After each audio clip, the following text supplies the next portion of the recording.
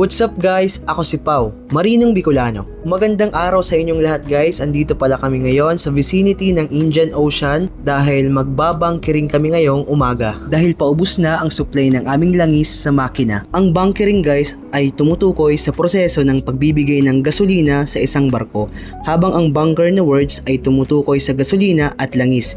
Ito ay ginagamit upang patakbuhin ang mga makinarya sa barko. Maaari din pala guys isagawa ang bunkering operation sa port, onshore or offshore.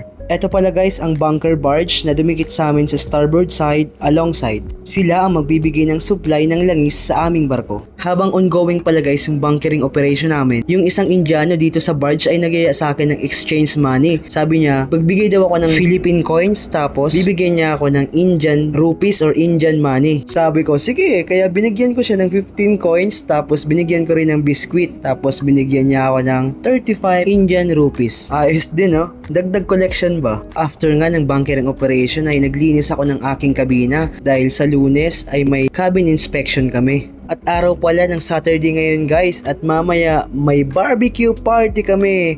First time in the history. Sa 3 months ko dito sa barko, nagkaroon na rin ng barbecue party. Alas 3 pala kami guys nag-prepare para sa party ito. Nakisama din yung dagat, wala masyadong alon kaya perfect mag-party. Ito yung mga menu na inihanda ni Mayor. Beef, chicken, octopus, chicken again ba, sausages at hipon. Solid na solid talaga par. Masiramon talaga ang karakanan kanya at yan. Kaya pwerte ng asalo. Bali mga Pilipino na pala guys ang kasama kong ratings dito. Si Boson, 3 AB, Messman, Oiler at Wiper.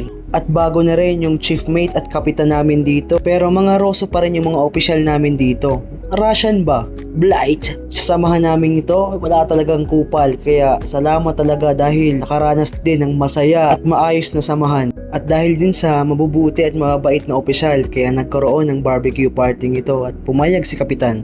Kaya maraming thank you talaga, Captain. You're the best! Tsaka alam nyo guys, isa rin ito sa nakakapagpasaya sa amin dahil hindi puro trabaho, kalawang, mga job orders ang atupagin namin. Hindi pa may mintura, paniniktik, at kung ano-ano pang trabaho sa barko. Kumbaga, chill day ba? Chill day, pahinga naman, hindi puro trabaho. Kaya sa mga nangangarap dyan magbarko, sabihin ko sa inyo, mahirap na masarap magbarko. Pero kung porsigido talaga kayo, go lang, huwag kang susuko. Sa nanonood nito, at isa ka sa nangangarap na maging seaman, huwag mo lang sukuan, maaabot mo rin to. At kung marating mo man kung ano yung gusto mong paroroonan, be humble lang always. So guys, salamat sa panonood. Huwag kalimutan mag-share, like, follow sa aking page para updated ka sa susunod na video. Si Chipmate nagwawala na. Pero solid yung experience na to. So pabalik na ako sa aking kabina dahil magpapahinga na ako. So, maraming salamat guys sa panonood.